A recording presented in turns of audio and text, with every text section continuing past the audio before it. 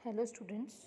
हम लोग क्योंकि आप लोग के एग्ज़ाम्स अभी 11 तारीख से शुरू हैं और 1 और 5 तारीख को शायद आपका इंग्लिश का एक बार चेक कर लीजिएगा। बहुत कम टाइम है, आपका सिलेबस हो नहीं पाया है बिल्कुल भी। तो मैं जो भी वीडियोस पहले की हैं वो भी भेज रही हूँ आपको, और जो पोएम्स नहीं हैं उसमें उनकी वीडियोस मैं आपको बना के भेज रही हूँ। तो अगर हम सीरियल से चले तो फर्स्ट पेपर में जो पहली पोएम है वो है रैल्फ वाल्डो एमर्सन की ब्रह्मा। ये पोएम दी गई है, तो इसका मैंने आपको नोट्स भी भेजे हैं अभी स्क्रीनशॉट। और ये पोएम है, छोटी सी पोएम है जो कि 16 लाइंस की है, क्वार्टरंस में लिखी है, मतलब 4-4 लाइन की स्टेंजा हैं। तो हर स्टेंजा में 4-4 हैं, तो कितने हो गए? 16 लाइंस की पोएम है, छोटी सी पोएम है। और इस पर जो हम देखते हैं कि एमर्सन ने बेसिकली ये जो पोएम लिखी है, इसको पढ़ने से पहले थोड़ा सा इसमें देख लेते हैं कि जो इनकी थ्योरी है।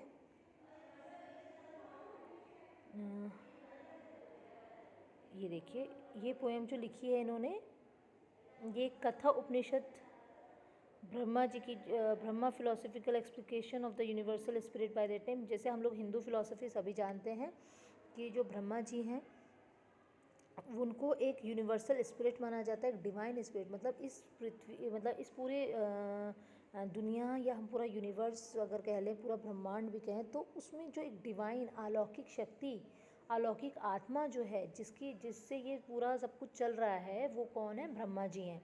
तो इस पोएम में बेसिकली जो बोलने वाला पर्सन है वो कौन है? ब्रह्मा जी बोल रहे हैं, ठीक है। उनके ऊपर उस फिलॉसफी पे है। और उसमें जो स्पीकर है, इस पोएम में जो स्पीकर है वो कौन है? ब्रह्मा है। वो क्या बोलेंगे अभी हम पोएम में देखेंगे। तो इसमें क्या दिखा है कि देखिए, लिखा है throughout the poem Brahma appears as the only speaker sustaining the continuity of the work. कि जो ये इंटायर यूनिवर्स है, that the spirit is the only speaker signifies not only its absolute nature but also its sustaining power upon which the existence of the entire universe metaphorically the poem is based. तो इसमें speaker कौन है? केवल ब्रह्मा जी हैं। और ये दिखाता है कि कि पूरी जो पृथ्वी है या पूरा जो ब्रह्मांड है, basically in universe, not only Prithvi but पूरा जो यूनिवर्स है, पूरा ब्रह्मांड है, वो उनके ही जो पावर है उस पर एग्जिस्ट कर रहा है। मतलब उसका उसका जो अस्तित्व है वो ब्रह्मा जी के, उससे हर चीज़ जो है वो ब्रह्मा जी के से ही उत्पन्न होती है और उन्हीं में जाके वापस मिल जाती है। इस तरह का मैसेज इस पोएम में दिया गया है, ठीक है। इसमें अगर हम देखेंगे, देखिए फर्स्ट यहाँ पे स्टेंजा वाइज भी दिया है। मैंने इस वाली जो स्क्रीनशॉट है, देखिए पेज नंबर 3 में स्टेंजा वाइज भी दिया है। देख, कह रहा है, क्या कह रहा है ये, कि Emerson insist that in the creative spirit of the universe nothing dies. मतलब जो राइटर है, ऑथर है, वो ये दिखा उसमें, मतलब Brahma ji as a speaker है पोएम में, वो ये कह रहे हैं कि इस ब्रह्मांड में कुछ भी मरता कुछ नहीं है। हम लोग जनरली क्या सोचते हैं कि जैसे हम मर गए, तो हम हिंदू फिलोसफी में आप सभी जानते हैं कि हम मानते हैं कि दोबारा से जन्म होता है ना। तो इसीलिए वो कह रहे कुछ भी चीज़ मरती नहीं है। अगर कोई ये सोच रहा है, if death things that in fact it kills, और if those who are killed that thing they are really dead. जैसे जो मारने वाला है, उसने किसी को मार दिया और वो सोचा अरे ये तो मर गया, या जो मरने वाला व्यक्ति है वो सोच रहा है कि मैं तो अरे मर गया। तो ऐसा नहीं होता है। माया, डेथ केवल एक हमारा इल्यूजन है, एक माया है, हमें एक छलावा है, हमें लगता है मृत्यु आ गई, मर गए, लेकिन कुछ भी मरता नहीं है।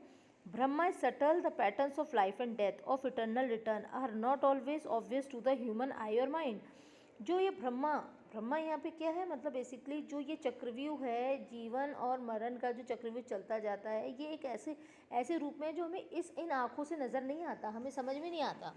हम अब क्योंकि हमारे सामने कोई मरता है तो हमें वो दोबारा किस रूप में जीवित हो रहा है, कहाँ हो रहा है, ये हमें पता नहीं चलता। तो हम ये सोचते हैं कि ये तो मर गया, लेकिन एक्चुअली में वो कोई भी मरता नहीं है। Through the intuition, however, person can see and understand his or her role in these pattern and can accept and learn from them. लेकिन अपनी इंट्यूशन से, जो हमारी एक समझने की शक्ति होती है, उससे हम समझ सकते हैं कि इस ब्रह्मांड में हमारा क्या रोल है, कि हम सब जो हैं इस जीवन को पाते हैं और फिर हम वापस इसमें मिल जाते हैं और फिर आते हैं, और ये जो है एक चक्रव्यूह ये चलता रहता है। इसे हमें सीखने या जानने की ज़रूरत है। देखिए, अब पहले मैं इससे समझा दे रही हूँ, फिर मैं पोएम में समझा दूँगी। सेकंड स्टेंजा में कह रहा है, the reader discovers the essential unity of opposites. जो भी चीज़ें हम ऑपोजिट मतलब जो आपस में विलोम हैं या जो मतलब ऑपोजिट हैं, विपरीत हैं, जिनको इमर्सन अपनी भाषा में अपने पोएम में पोलैरिटी कहते हैं कि पोलैरिटी मतलब जैसे एक नॉर्थ तो एक साउथ, एक ईस्ट एक वेस्ट, एक गुड एक ईविल, ठीक। तो हर चीज़ क्या है वो है डबल उसमें होती है, मतलब ठीक ऑपोजिट्स होते हैं। The physical and spiritual are intimately intertwined. इसी तरह से जैसे हम कहते हैं फिजिकल चीज़ें क्या होती हैं जिनको हम छू सकते हैं, देख सकते हैं, और स्पिरिचुअल क्या है, आध्यात्मिक जो है हमें दिखाई नहीं देता हम, तो ये भी आपस में जुड़े हुए हैं। ऐसा नहीं ये देखिए फिजिकल का ऑपोजिट क्या है, स्पिरिचुअल। तो हमें ये ऑपोजिट लगते हैं कि ये दोनों तो एक दूसरे के विपरीत हैं, लेकिन ये दोनों भी आपस में जुड़े हुए हैं। with the physical being the concrete representation in the material world of the spiritual। जो आध्यात्मिक जो या स्पिरिचुअल वर्ल्ड जो है, जो स्पिरिचुअल मतलब जो चीज़ें हैं उनका ही रूप, कॉन्क्रीट रूप मतलब एक जो दिखाई देता है हमें, वो इस पृथ्वी फिजिकल वर्ल्ड में है, ठीक। Which alone is real in Emerson terms both shadow and sunlight are the same. जैसे कि ऑपोजिट अगर हम देखें शेडो छाया और सनलाइट, हमें पता है सनलाइट सूर्य की रोशनी, हमें लगता है कि दोनों एक दूसरे के विपरीत है, लेकिन दोनों क्या है, सेम है, वो कह रहे हैं। In other words light and dark, good and evil, life and death, happiness and sadness and shame and fame are all the same.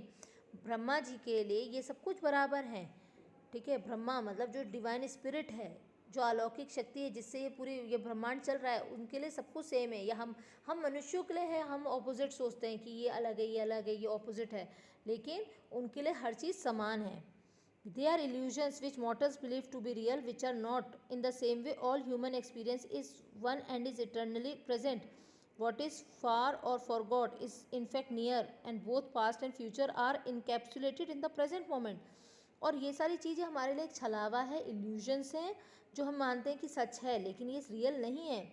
इसी तरह से हमारा जो पूरा ह्यूमन एक्सपीरियंस है, जो हमारे जीवन का एक्सपीरियंस होता है, ये सब कुछ भी एक है जो कि वर्तमान में है, कुछ पास्ट और फ्यूचर कुछ नहीं है, ये सब कुछ प्रेजेंट मोमेंट है, ठीक। स्टैंजा 3 कहता है suggest that one can never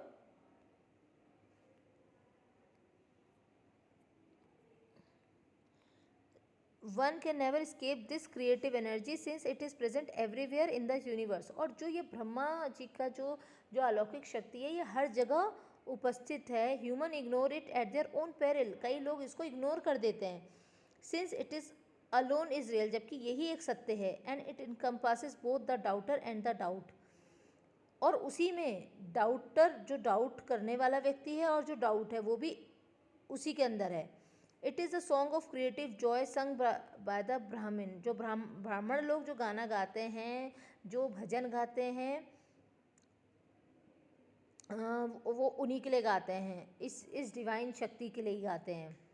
fortunately however even if one does ignore the creative spirit, it means present in one's life, and eventually one's spiritual eyes will open and one will recognize it. Both the person who doubts and the doubts themselves are essential part of the universal plan। और जो लोग ignore करते हैं किसको, ब्रह्मा जी को या इस creative spirit को जो इग्नोर करते हैं, एक समय ऐसा आएगा उनकी ज़िंदगी में कि उनकी ये आध्यात्मिक आंखें खुलेंगी और वो उसको पहचानते हैं। और सच में ये है कि जो डाउट करने वाला व्यक्ति है और जो डाउट है वो सब इस ब्रह्मांड का जो प्लान है, जो गॉड का प्लान है, या इस ब्रह्मा जी की जो डिवाइन स्पिरिट का प्लान है, उसी का हिस्सा है सब कुछ। आखिरी में कहता है stanza 4 states that all seek union with this eternal spirit. हर कोई इस ब्रह्मा जी की जो ब्रह्मा मतलब जो क्रिएटिव स्पिरिट, जो अलौकिक शक्ति है, इसमें एक होना चाहते हैं। whether lesser gods, saints or those person who are considerably farther down on the spiral of spiritual enlightenment। चाहे वो छोटे गॉड हो, मतलब छोटे गॉड का यहाँ पे क्या मतलब है, जैसे जो और देवता हैं, इंद्र देवता, अग्नि देवता, बाकी देवताओं, वो सब ब्रह्मा जी में मिलना चाहते हैं। चाहे वो संत हो या जो जिन लोगों के पास ज़्यादा स्पिरिचुअल नहीं है नॉलेज, वो भी। If one loves the god regardless of one's fault one shall find it. अगर हम ईश्वर को प्रेम करते हैं तो चाहे हमारी कितनी भी गलतियाँ हों, हम ईश्वर को फिर भी पा लेते हैं। Even if one is insecure or meek in one's belief, one should turn away from the illusion of the Calvinist Christian heaven, where entrance is limited to the very elect and all others are rejected and damned. One should seek the Brahma or Oversoul, the eternal spirit of creativity and life in the universe, from which all have come and to which all will return. तो यहाँ पे देखिए Christianity में क्या message दिया जाता है कि एक स्वर्ग है, जो अच्छा काम करेगा वो ही उस स्वर्ग के अंदर जा पाएगा। लेकिन अगर हम हिंदू इस फिलॉसफी पे चलते हैं तो हम देखते हैं कि हर चीज़ वापस जाके ब्रह्मा में मिल जाती है। तो यहाँ पे वो क्रिश्चियन थॉट को एक तरीके से क्रिटिसाइज़ कर रहे हैं कि स्वर्ग में जाने की इच्छा पे मत लगाओ, क्योंकि वहाँ सब तो जा ही नहीं सकते। क्रिश्चियन थॉट के हिसाब से भैया स्वर्ग तो भाई सब नहीं जाएंगे, जो बस अच्छे काम करेंगे वही स्वर्ग जाएंगे। ठीक है, वो कह रहे हैं स्वर्ग और उसमें बहुत सारी चीज़ें, तो वो कह रहे हैं स्वर्ग जाने के विचार को छोड़कर ईश्वर को ढूंढो और ईश्वर के पीछे हो, और क्योंकि हमें लास्ट में ईश्वर ब्रह्मा में ही मिल जाना है, वो ही एक सच है। इस तरह का मैसेज ये रैल्फ वाल्डो एमर्सन ने अपनी इस पोएम में दिया है। अब हम आ जाते हैं पोएम में वापस से, तो देखिए फटाफट देख लेते हैं। If the red slayer think he slays or if the slain think he slain, they know not well the subtle ways I keep and pass and turn again. Slayer का मतलब कौन होता है? मारने वाला व्यक्ति। अगर मारने वाला व्यक्ति के सोच रहा है कि मैंने मार दिया है, स्ले कर दिया है, और इफ़ द स्लेन, स्लेन कौन है? जो मर गया, वो सोच रहा है कि मैं मर चुका हूँ। उनको पता नहीं है अच्छे से, ब्रह्मा जी कह रहे हैं, ये इस पोएम में जो स्पीकर है वो ब्रह्मा ही है, वो कह रहे हैं उन्हें पता नहीं है मेरे तरीके कि किस तरह से मैं keep and pass and turn again, कि कैसे मैं इस ब्रह्मांड में वापस से क्रिएटिव प्रोसेस जो है ना वो चलती रहती है। आप कोई भी मरता नहीं है। वो सोच रहे मैं मर गया, लेकिन आप मरे नहीं हो। वो ये नहीं जानते कि कैसे वो वापस से इस क्रिएटिव वर्ल्ड में दोबारा से एक नए रूप में आ जाएंगे। Far or forgot to me is near, Brahma ji कह रहे हैं कि चाहे दूर हो चाहे भूल चुका हो, सब कुछ मेरे करीब है। Shadow and sunlight are the same, मतलब मैंने अभी बताया तो ऑपोजिट वाली कोई भी चीज़ जो जैसे गुड एंड बैड, ठीक, शेडो एंड लाइट जो भी हैं, हर चीज़ मेरे लिए सेम है। वो कह रहे हैं ब्रह्मा जी के लिए, जो क्रिएटिव स्पिरिट है उनके लिए हर चीज़ सेम है। The vanish gods to me appear and one to me are shame and fame.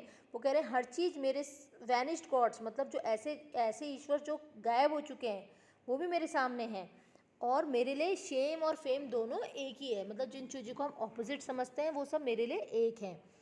They reckon ill who leave me out when me they fly, I am the wings, I am the doubter and the doubt, I am the hymn the Brahmin sings. कह रहे हैं जो लोग मुझे छोड़ देते हैं वो गलत डिसीजंस ले लेते हैं कई बार। जब वो उड़ते हैं तो जबकि उन्हें ये नहीं पता जब वो उड़ रहे हैं तो वो पंख भी मैं ही हूँ, मैंने ही दिए हैं वो पंख, मतलब मैं ही वो पंख हूँ। मैं ही डाउटर भी हूँ, मैं ही डाउट भी हूँ। आई एम द हिम द ब्राह्मण सिंह, और मैं वो भजन हूँ जो ब्राह्मण लोग गाते हैं। The strong gods pine for my abode, जो मैंने कहा ना स्ट्रॉन्ग गॉड्स हैं जो दूसरे गॉड्स हैं, मतलब वो सब ब्रह्मा जी में ही उनके ही स्थान में शामिल होना चाहते हैं, उनके साथ मिल जाना चाहते हैं, जैसे इंद्रदेव, अग्निदेव और सारे जो भी गॉड्स हैं। And pine in vain the sacred heaven, but thou meek lover of the god of the good, find me and turn thy back on heaven. तो अब वो कह रहे हैं कि ये मुझे ढूंढो, इस क्रिएटिव प्रोसेस को ढूंढो, गॉड को ढूंढो, ये हेवन के जो चक्कर में पड़े हो कि भैया स्वर्ग जाना है उसको छोड़ के ईश्वर को ढूंढो, तो ईश्वर तुम्हें ज़रूर मिलेंगे। ठीक है, इस फिलॉसफी को वो दे रहे हैं। तो इसमें मैंने जो आपको स्क्रीनशॉट्स भेजे हैं काफ़ी, उसमें आपको आप एक बार रीडिंग कर लीजिए, आपको काफ़ी मटेरियल इस पोएम से रिलेटेड मिल जाएगा।